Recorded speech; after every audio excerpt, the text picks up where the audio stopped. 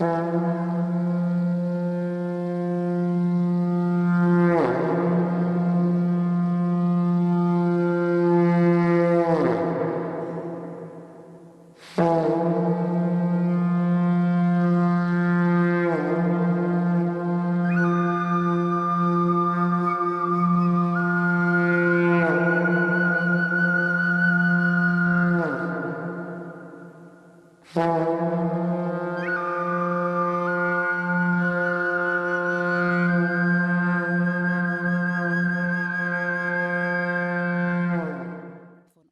Antholz to Stijl in the Netherlands, and from there into the wide world, the life of Margaretha Messner, the girl from a valley in South Tyrol, is not only the story of a religious who followed the call to bring the good news to people abroad. It is the story of a bodily weak but inwardly strong woman, inspired by courage, by a vision and common sense. This story of a child of mountain farmers started 150 years ago.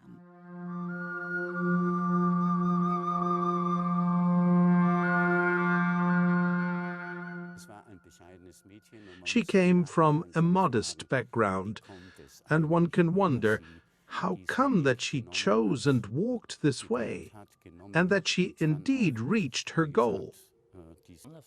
It is remarkable that she, as a child from this valley, had the desire to go and to take that risk. This was not the usual way of a woman. She was a simple girl, and Arnold Janssen said to her, "Coming from such a place, she will be good enough to mend the stockings." This is what my parents told me. Seeing the travelling facilities of that time, it is amazing that she came from Antholz to the Netherlands. For me, that speaks of an enormous courage and of an inner conviction. That's it. This is the way I have to go. My family used to talk about her, that she was in Argentina and in Brazil and in Indonesia, in the Philippines and thereabouts. And I know that they sent us parcels from Argentina when I still went to school. She must have told them there that we are a poor family, and they sent my grandmother parcels from Argentina with greetings and chocolate and tea and coffee. There were 10 children in the family. God does not need the strong. He breathes his strength upon the weak, and it will be victorious. This quotation, attributed to Judas Maccabeus, is the motto of a biography of Mother Teresa, published in 1951. God's strength in weak hands. Several books were written about her. On the occasion of 125 years of the existence of the Mission Congregation of the Servants of the Holy Spirit, a new book was published. The woman from Antholz was the first superior general ever of this congregation. I admire her. I have given her a place of honor above my grandchildren.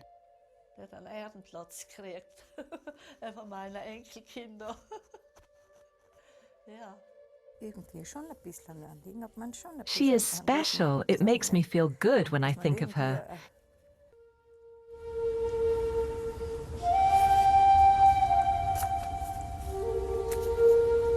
Dear children all, she writes here. The biographies feature details about her life. For this information, they mainly rely on the letters that Sister Teresa wrote to the sisters from her visitation travels and letters that she sent to her family at home. She only had her mother and the only sister, Gertrude. Gertrude, though, had 8 children, her nieces and nephews, 6 boys and 2 girls, one of whom was named Teresa. She never got to know her nieces and nephews and their families, but she wrote to them whenever she could. For this, she took and found time.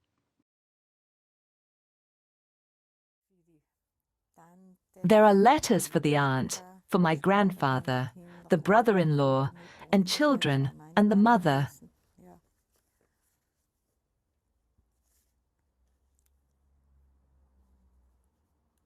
That would have been my mother. Very many. And such little slips of paper, look. The envelopes are not there anymore. Everyone wanted the envelopes because of the stamps. She had told them that. Keep the stamps. Dear Gertrude and Teresa. On so little paper slips she wrote.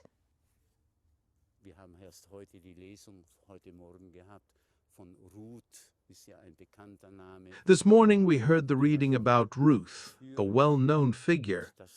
There have always been women leaders. It was not so much what they did out of themselves, but I am convinced that we can speak of a vocation. And in this way, I see my grand-aunt, a great example that God takes a hand in our lives and in our history.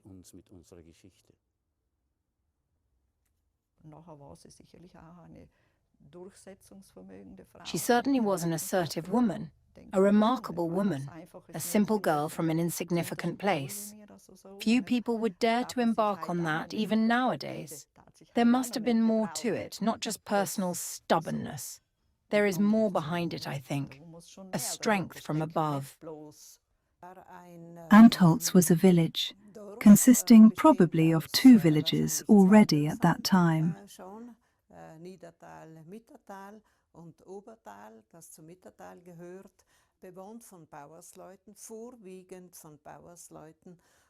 There lived mainly farmers, and maybe one or the other inn, the village school, and the church, which was of great importance that time. Life was hard at that time in such a valley. Every day we walked down the mountain to the school and back home at noon. We had to quickly put on an apron so that our clothes wouldn't get dirty when eating. Then we had to clean out the chicken manure.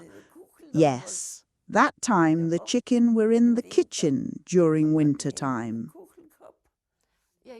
I can imagine that she had to assert herself in a world where there were probably many men, not only women. She practically founded the congregation. Thus, she was a leader. And I think you need courage to do that, considering that this was 100 years ago. It was not like nowadays. Margaretha Messner was born July 9, 1868. She was the second child of the couple Gertrude and Leonard Messner.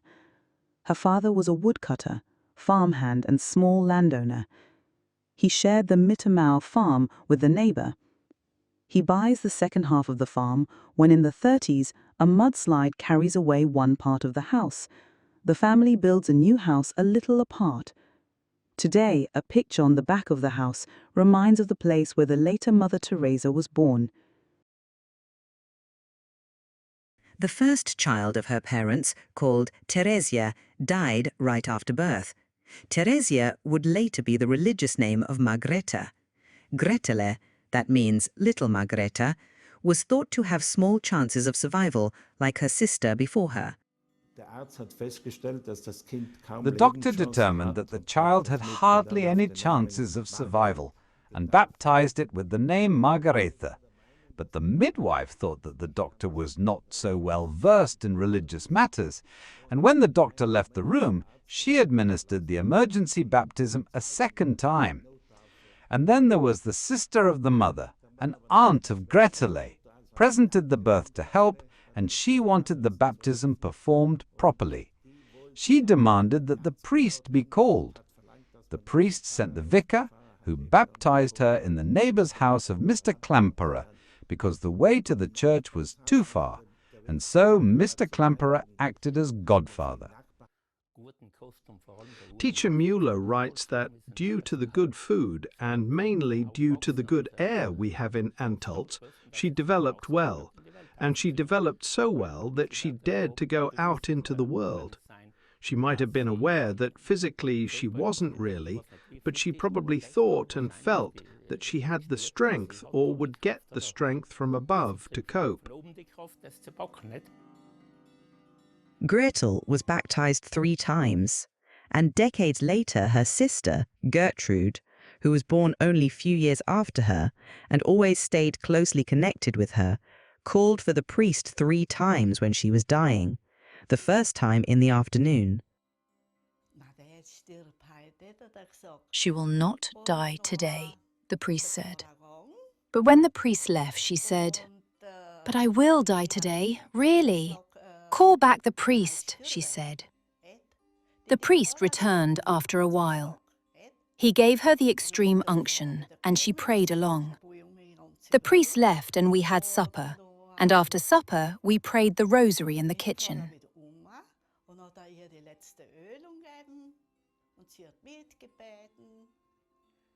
Afterwards, my aunt went into her room to check on her, and she said, "Call back the priest because I am going to die." It is a parallel that is striking for the descendants. They attribute it to the power of Mother Theresia that Gertrude was able to die so consciously in 1956. Mother Theresia is engraved on the family gravestone, even though she was buried in style and not in antholz. The death of my grandmother was so wonderful. She prayed along very loud, and it was so beautiful. Her voice going far away, always farther. And then she became so quiet. And then you saw the white shadow coming down on her face. I will never forget that. Time and again I remember it. There are still memories about the sister and the brother-in-law.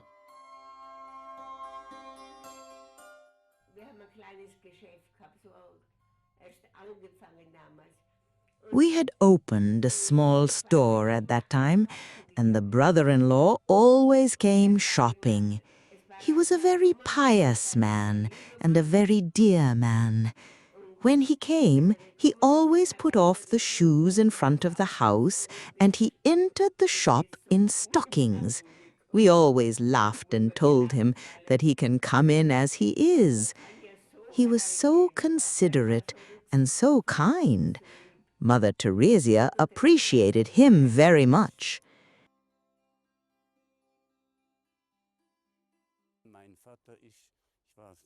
When I was still the only child, my father went once a year with me on the bicycle to Antholz to visit the grandparents. I cannot really remember my grandfather. I think I was 3 years old when he died. But I remember very well my grandmother.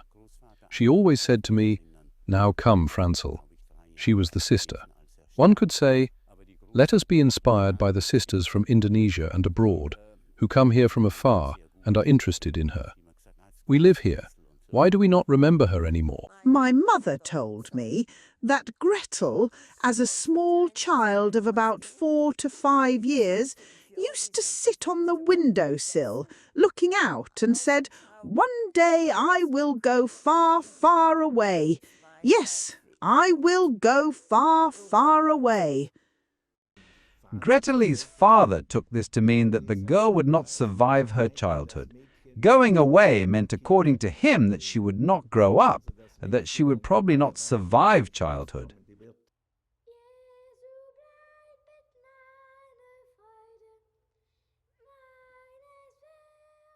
Little Gretelli was a good student. She always carried a small, simple cross with her until the end of her life. With this cross, Gretelli blessed all the ways, meadows, and fields through which she walked. Her father died when she was 8 years old. That was a difficult time for the widow, her mother. 1.5 years later, she married again, and thus the 2 girls got a stepfather, a faithfully caring man, Johann Pickler from Lumpenhof. But he too died 6 years later at the age of 50. He died from a lung disease, and the mother was now definitely a widow, and remained as such. After finishing elementary school at the age of 14, Margarita was employed as a maid on a large farm. As soon as the foster father died, she had to go home to help her mother. As there was no brother, the care of the small farm fell to her and her sister. But the desire to go to the mission was already alive in her. A popular mission had enkindled it. Popular missions were common at that time in Tyrol. The mother was not at all happy with the plans of her older daughter. In those days, people saw non-Christians as caught up in paganism, in a live-in darkness, without any light or future. That was the understanding at that time. This can, of course, be a strong motivation for mission.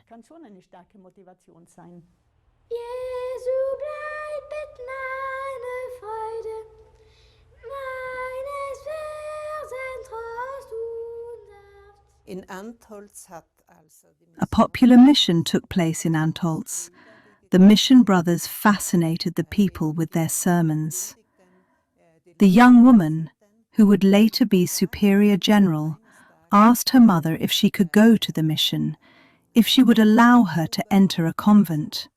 At home, she faced great resistance because the mother was against her going so far away. That is understandable, a widow with only 2 daughters. If there are many children, it doesn't matter. Then you know at least one is taken care of. And if one becomes a priest, you are anyway proud, even more than of a nun. But with few children, it's different. Then you wouldn't say it doesn't matter if she is gone. The church at that time and Mother Theresia, they were all very, very strict in every regard. They stick to it. Everything was the will of God. I want to go. I want to convert the world. I want to save souls. Just like our Mother Maria, who wanted to go to China to save the children there and make their life a bit better. But today, we certainly no longer see it like this. Time and again, she read the Notburger booklets and mission magazines. She wanted to join the missionary sisters of Our Lady of Africa, who were based in Maastricht, Netherlands. She wanted to go far away, to tell the natives about God's love. Finally, she found an advisor in the parish priest of Bruneck, Italy. He understood what she wanted. He knew Joseph Reynard-Metz and made the contact for her with the Netherlands. But the family was always against it. The young woman went on a pilgrimage. While she was on that pilgrimage, her mother had an accident in the barn at home. It was a serious accident, but she was not injured, and she attributed this circumstance to the prayer of her daughter at the pilgrimage. From that moment on, the mother was no longer against the plans of Greteli to enter the convent. And so she went on her way, not knowing where to go. But she arrived, with her braids and all her traditional attire. To those in style, she looked like someone from a backward place. When the founder Arnold saw her and heard her accent, he asked, "What she's saying?" She spoke Tyrolean, and he couldn't understand her. And she couldn't understand the Germans. At first, he didn't think much of her. "I cannot use her for anything. She has no education."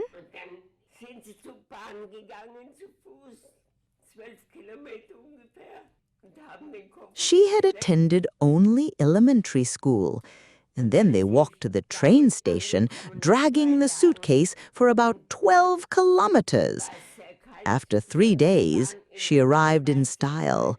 It was very cold. Already during the train journey it had been very cold. It was in January. And when she arrived in style, the road was very icy. Yes, and so she arrived in style, in a very young community that had no concrete plans for the future yet, but they were all beginners. She believed that she would join the Congregation of Our Lady of Africa in Maastricht, but the priest of Bruneck made a mistake, or maybe he did it on purpose, and sent the documents to Father Janssen. Dear Margaret was so very disappointed. At the end of January 1899, she finally arrives in style. She enters the house, but she doesn't find the ambience of a convent. No sisters are there with their habit, but only women in lay clothes. Arnold Janssen canonized in 2003, had founded the congregation only in 1875. The Women's Congregation, even only 1889, 1 year and 1 month before Margarete Messner's arrival. The women had no habit yet, they were postulants. Only the following year they received the habit and were accepted to the novitiate. He put the girl from Antolz, she was the 10th to enter, to a hard test. She was not even allowed to do needlework and embroidery.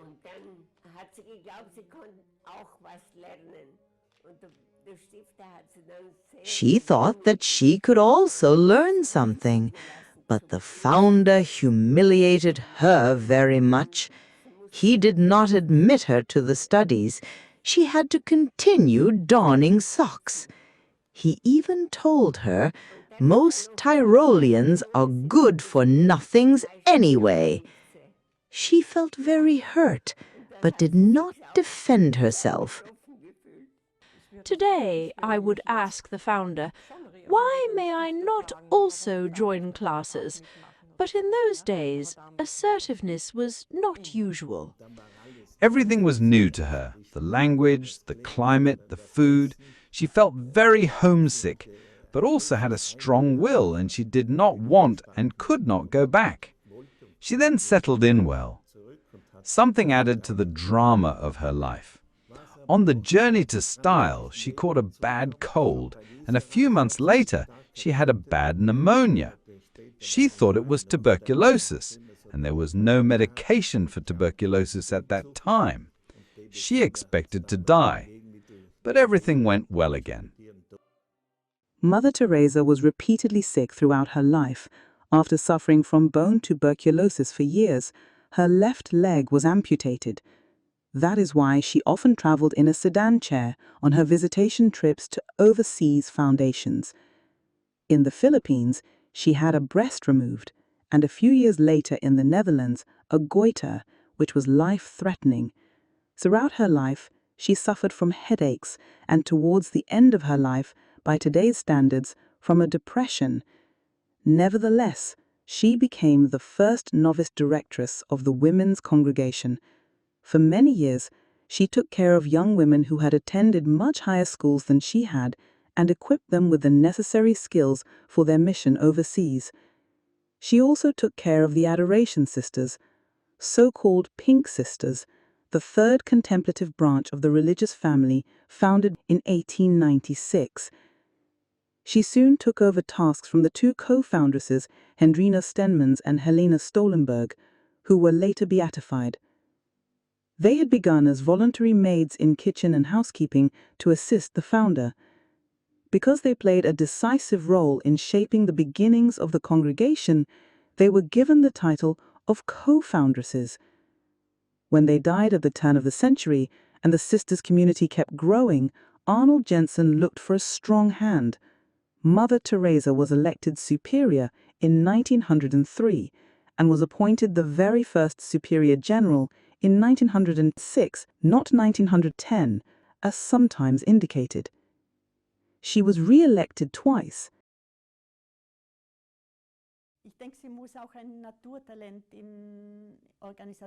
I think she must have been a natural talent in management and the like. But more importantly, I think that the many illnesses and her dealing with pain and not allowing it to define her made her strong as a person. Before she became superior, she had already been an assistant and novice directress at the same time, and there were 65 novices and 41 postulants. Moreover, there were already 200 professed sisters at that time, and she was supposed to manage all that as an uneducated woman. She didn't have a lot of experience. That inspires me very much. With no advanced training or anything, her well-developed common sense stayed with her all her life.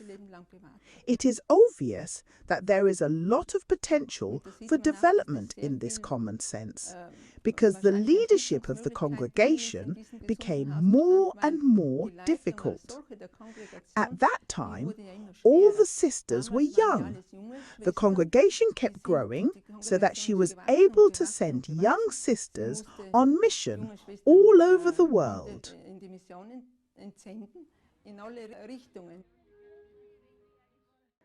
And from all over the world they come to honor her. Every year, sisters from different countries and communities visits her birthplace. Many of the sisters come from Indonesia. During her time of office, Mother Teresa founded 121 communities and mission stations in Europe and overseas. In addition to the already existing mission territories in Argentina, Togo, New Guinea, and Brazil, she founded new missions in China, Japan, the Philippines, Mozambique, Indonesia, Paraguay, and the southern states of the US. For years she traveled to visit the sisters she had sent out. She established provinces in Germany and Austria. She also founded Stockerau near Vienna, where many sisters from South Tyrol still live today. Around 1900, the mission congregation numbered 190 sisters. In 1914, they were already 1,042. During World War I, she traveled to the military hospitals of Europe to cheer up her sisters who were serving there. By accepting native postulants in the mission countries, she contributed to the inculturation of the Catholic Church and at the same time laid the foundation for the present international character of the mission congregation of the Servants of the Holy Spirit, which is independent of the male society.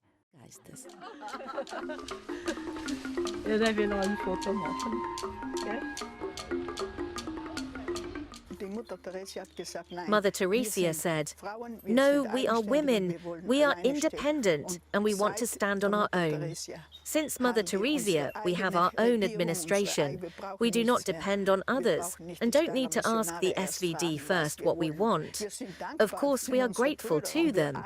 They are our brothers, and we are very happy to work together with them, but we are not under them anymore."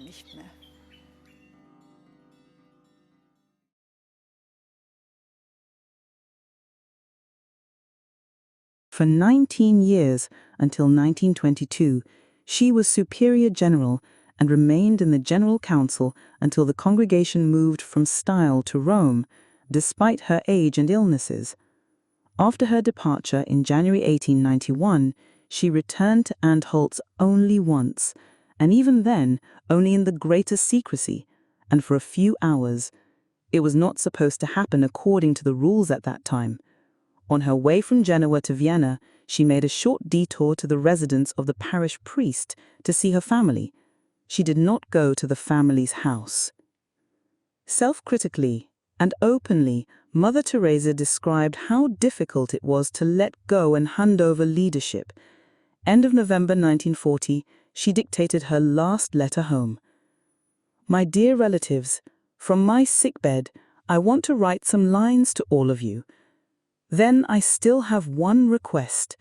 Have the death bell rung for me in my hometown, and if possible, have also the Mass for the deceased celebrated for me. May God reward you for that. In the love of the Holy Spirit, with many greetings, your sister and aunt, Mother Teresa." This she wrote herself.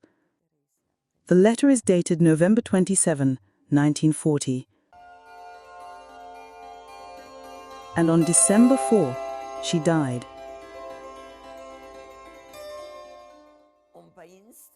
In the mill in our place, there lived two women. A teacher, around 30 years old, and her niece, who slept here in our house. This niece remembers Mother Theresia. When she went through the house, you could hear the wooden leg hitting the floor. She knew her from sight. And she remembers when she had died that she lied in state beautifully.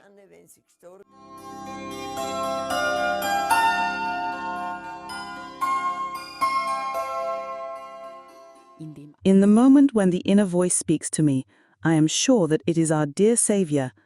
Afterwards, however, I doubt whether it is true or deceit. Until the end, Mother Teresa kept a diary. Often she harbors doubts whether her love for God and her faith are big enough. Vocation is a gift that needs to be kept, that has to be fought for all lifelong. One has to free oneself time and again of the shadows that lie over one's soul. Between the lines one can read that faith and doubt belong together. Both are important to remain alive. God is no deus ex machina.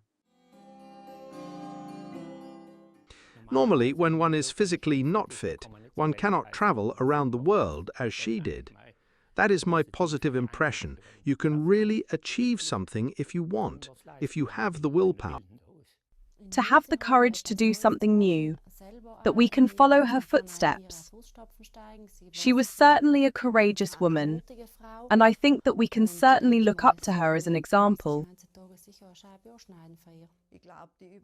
I think among the people 80 plus there might be one or the other who can still tell a story about her, from remembrance, from the sharing of their parents. But otherwise she is hardly remembered nowadays.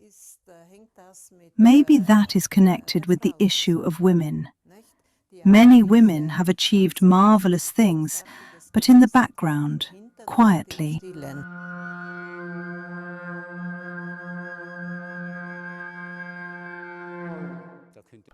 One could say, let us be inspired by the sisters from Indonesia and abroad, who come here from afar and are interested in her.